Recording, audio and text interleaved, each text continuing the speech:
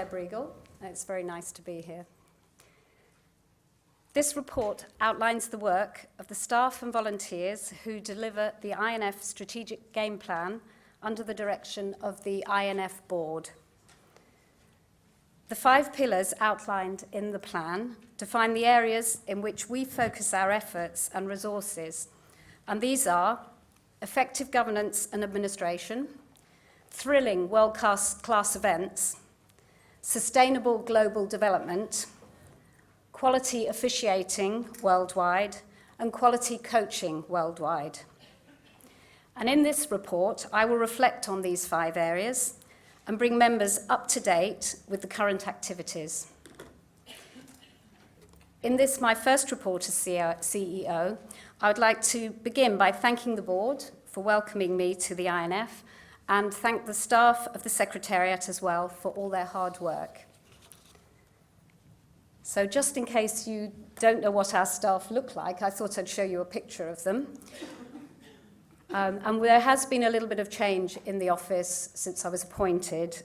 We've been restructuring resources to align them better to the task in hand. So Maggie Ross is still there, and she's our longest serving employee, and she is responsible for the administration in the office and is often the first port of call for members and general inquiries. And if you send an email to inf@netball.org, it usually goes to her first. So that's Maggie.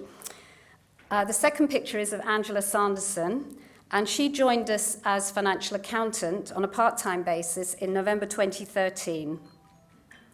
The next lady is Nikki Richardson, who had worked previously for us as a consultant, but actually joined the staff as media and communications lead on a part-time basis in May 2014.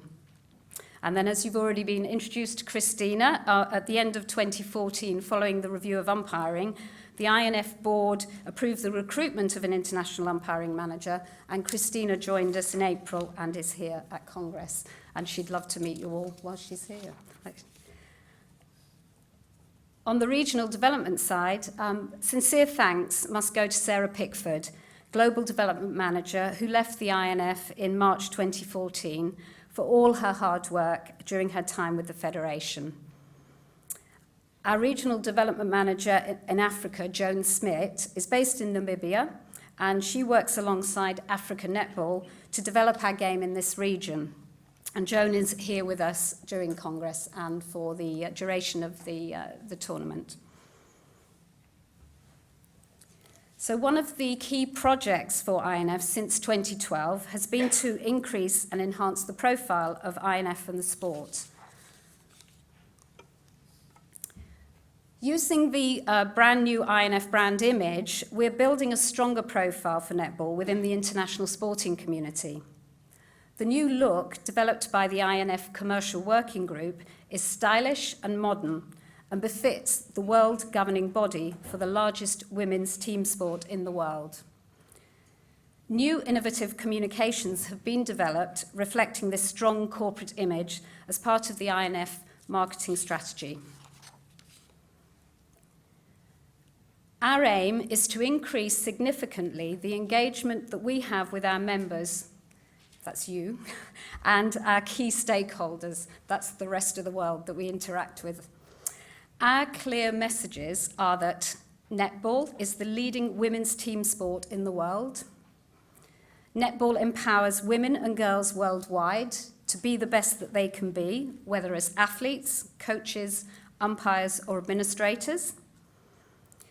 We value integrity and good governance. We embrace diversity. We respect all our netball family around the world.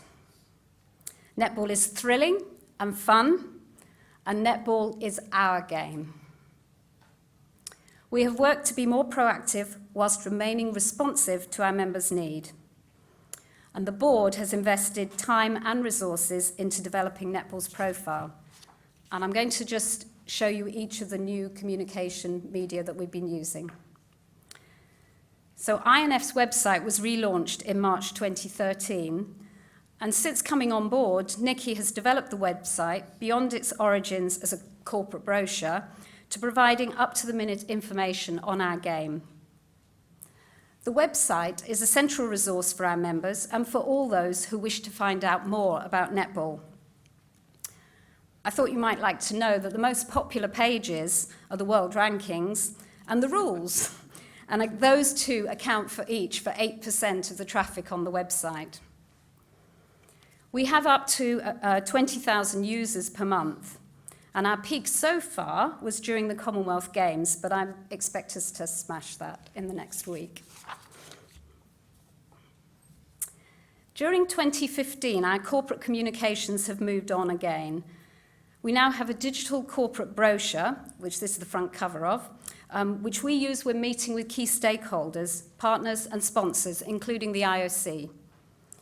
This brochure explains netball in numbers from grassroots through to elite.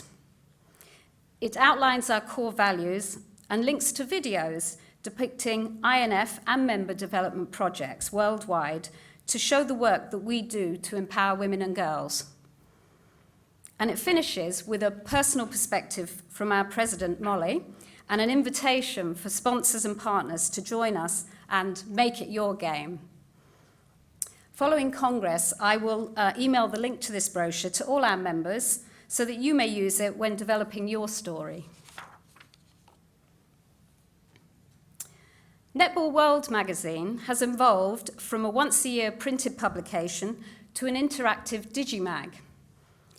The first edition of this new format was emailed to members in June this year for onward circulation to your own members. Nikki is planning an edition following the Netball World Cup, so we would love to know more about what you think of this new format. And I hope to meet with as many of you during the course of the Netball World Cup, and we'll seek your feedback on this. I've emailed you to say if you'd like a one-on-one appointment with me, please book a time slot. And if you haven't done that, you can still do that. Just ask me, and I've got times available. So it would be great to meet all of you properly. I look forward to that. Also launched this spring is our regular Netball World News. And this is published every week or so and includes up-to-the-minute reports on our game worldwide. And we report on your news, so please keep those stories coming in. We send this to your nominated representative's email address, but anyone can sign up to receive this newsletter on the homepage of our website where it says sign up to newsletter. So let people know that it's open for everybody. We're just trying to get that story out there. So please feel free to forward that email, that newsletter on to all your members if you'd like to. It just keeps our stories rolling, and we can all learn from each other then. Social media is really important in sport, and our game is no exception. Netball's participants and fan base are keen users of social media. Our Facebook page has been rejuvenated, and we've started a much more proactive series of Twitter campaigns. And our most successful one to date was to promote Jiva Menta's nomination for Sport Accord Sportswoman of the Year. So the INF nominated her, but it was our netball family that ensured she was a finalist by retweeting our message, "Vote for Jiva." And Sport Accord were really impressed. Once the netball public got hold of this, the netball family, the votes shot up and she went straight up, and you know she was shortlisted in the top 4. So that was great for the profile of netball. Just shows you the power of social media. And this awards evening was the glittering finale for the Sport Accord convention in Sochi. You saw a little bit on that clip when we won the Safeguarding Award. It was just like the Sporting World Oscars, so it was fantastic to see netball shortlisted in 2 events and winning 1. And we were standing shoulder to shoulder with the world's top sports. Quite right, I say. The importance of video and live streaming on the web cannot be underestimated, and we're increasingly using this medium to promote the sport. Video works because it engages people, our members, our partners, and our fans. It's a great tool for teaching people about netball, the rules, the stars, and the health benefits. And more importantly, it helps to engage partners and commercial sponsors. Netball Europe had a great success combining live streaming and social media to engage with fans and promote the Netball Europe Open in Belfast this year. The live streaming achieved over 12,500 plays of on average 20 minutes. The player itself achieved 40,000 views, so that's a 36% conversion rate. That was people subscribing and paying money to watch those games. Many members embedded the player into their own website, but the regional website, netballeurope.com, accounted for 75% of the plays. And it was a company called QTV that partnered Netball Europe to achieve this great step forward. Also, in the Americas, Netball Jamaica live streamed their test matches versus England early in 2015. And I strongly believe this is something that all our countries and regions could consider. And the INF has built a platform to help make this happen. So I'm proud to announce the launch of International Netball's YouTube channel. Your very own YouTube channel dedicated to our game, with sections for major events, highlights, and INF videos. This is a great resource for our members, partners, and fans. So please visit and subscribe to this channel. So if you search on YouTube for International Netball, you can see where that is. We've uploaded a number of videos. We've uploaded the World Championships from Singapore, the finals match and the semi-finals. And we've got some recent video clips. So the videos you're seeing today are up there. And we intend to keep adding videos. And if you've got videos, we can put them up there as well. So I hope you'll search for that and have a look at it and subscribe and get the message out there. We'll be tweeting about it later. So after all the fun stuff, good governance. This is important. It's fundamental to the success of INF. You'll hear Molly and the INF board and the staff talk about good governance, but what does it really mean to members? So we can look to the UN for help. Here's a definition. Good governance promotes equity, participation, pluralism, transparency, accountability, and the rule of law in a manner that is effective, efficient, and enduring. Good governance means taking on responsibility and being accountable to one's actions. It means setting high standards for how our game is played and managed. Over the past 2 to 3 years, INF has developed its governance framework. And Molly has told you about the board effectiveness review. And in addition to that, we now have a comprehensive set of documents to guide us all.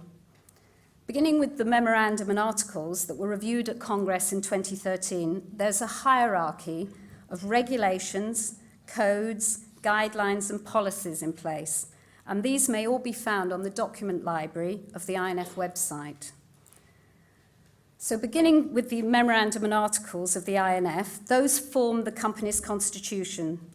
They define the responsibilities of the directors, the kind of business to be undertaken, and the means by which the members exert control over the board.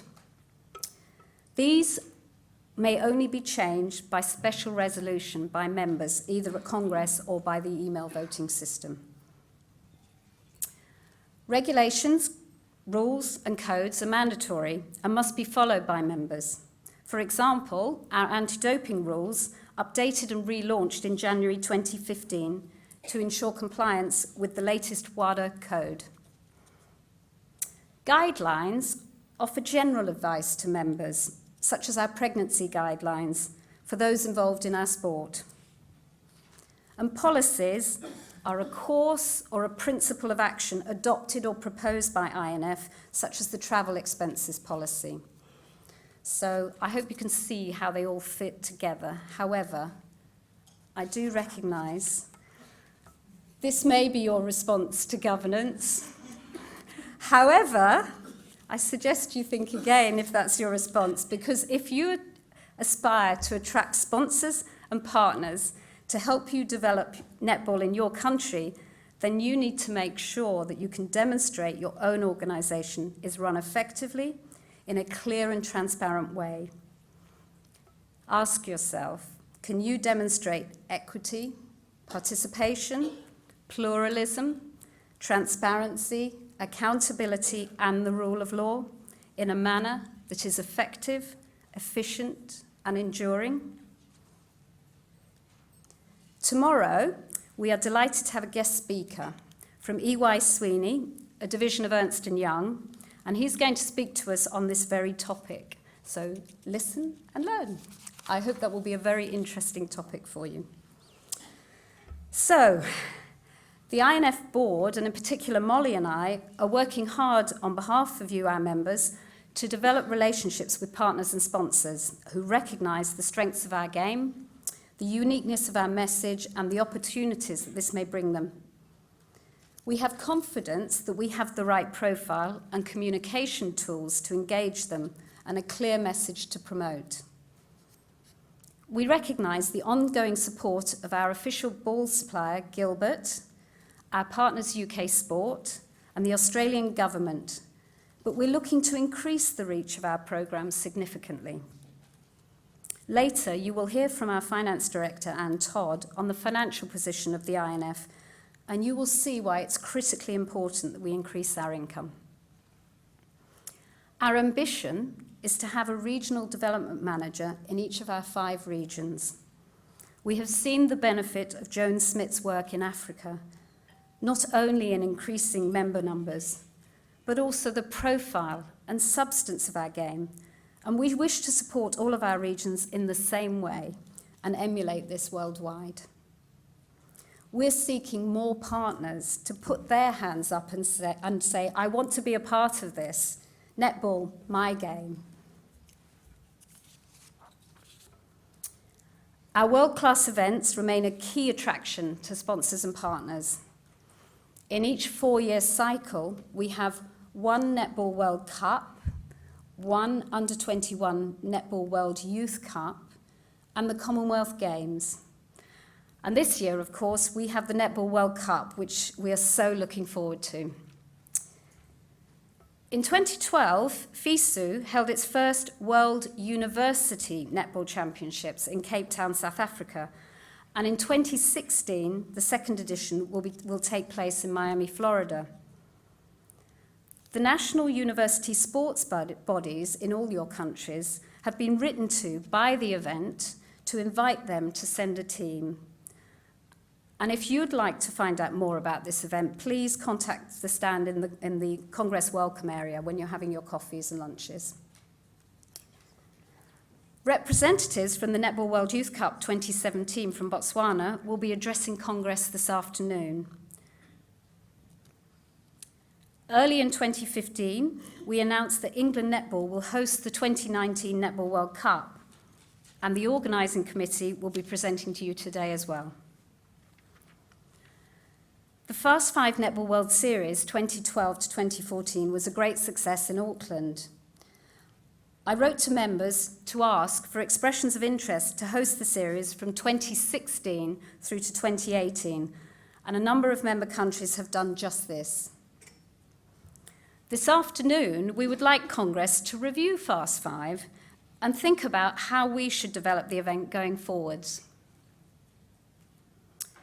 We'll be back in Australia in 2018 for the Commonwealth Games, that's Gold Coast, which promises to be a first-class event, building on the success of Glasgow 2014 and the learning from our own Netball World Cup here in Sydney. I just want to mention now the Netball Academy Observers Programme. This programme builds on the success of the Observer Programme in Singapore and is being held on Monday to Wednesday next week. Delegates will be attending from the Netball World Cup 2019, the Netball World Youth Cup 2017, and some who are thinking about bidding for Fast 5. This presents an opportunity for the global netball community to acquire best practice event management skills, drawing from the expertise and experience of the Netball World Cup 2015 Sydney Organising Committee and the INF. The Netball Academy Observers Programme is delivered in partnership with the World Academy of Sport, who have extensive experience in the delivery of observers programmes for some of the world's largest and most complex sports events, including both the Olympics and the Paralympic Games. Thanks to the World Academy of Sport and the Netball World Cup Organising Committee, who have developed this exciting programme with us. And Molly and I will be presenting as well to help delegates learn precisely how to bid and host international events, and specifically the impact that this can have on your own country's development and the development of our game. So there are a few spaces left on the programme, and if you decide you'd like to attend, please contact either me or the Netball Academy. The details are on our website and on the Netball Academy website.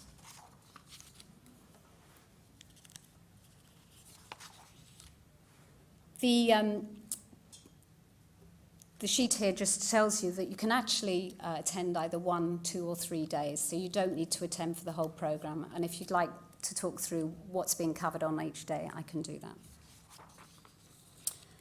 So, if that's increased your interest in hosting an INF event, why not consider hosting the Netball World Youth Cup in 2021? So the INF would like to receive expressions of interest to host this tournament by the end of this year, and then bid applications would be completed by June 2016. So here we are, 6 years ahead of the next World Youth. We're starting to think about the planning cycle, and we'll send out an email about this. So when we meet tomorrow, our International Umpiring Manager, Christina, will be presenting on our 4th INF strategic pillar, and specifically the review of umpiring that took place last year, so I'm not going to go through that today. Similarly, Jill McIntosh, Chair of CAP, will be reporting tomorrow on the work of our Coaching Advisory Panel and the coaching resources that they have been developing for members. You've heard already that the Rules Advisory Panel will be reporting, and that's going to happen right after coffee this morning, on the rules review that's been taking place, and I know members are really looking forward to this section of the agenda. Implementation of the new rules will be a key project for the staff at the Secretariat for the remainder of 2015. So before I finish, I'd just like to return to where I began, which is with the INF game plan. That's the strategic plan that's guided the work of the Secretariat over the past 3 years. Following the board elections tomorrow and the establishment of the new board, I will work with them during the remainder of 2015 and into 2016 to review the strategic plan for the next 4-year period. Molly and I have mentioned some of the challenges for the INF, growing the profile of our sport, and in particular the development of greater sponsorship, remain critical success factors. The importance of our event portfolio in income generation cannot be understated. However, the dependence of the INF on income from the Netball World Cup is a key risk to the achievement of our growth plans. Anne Todd, our Finance Director, will explain the financial position of the INF and the importance of reducing our reliance on this one event, the Netball World Cup, in more detail. And after her report, I'll be happy to take questions on mine. Thank you very much.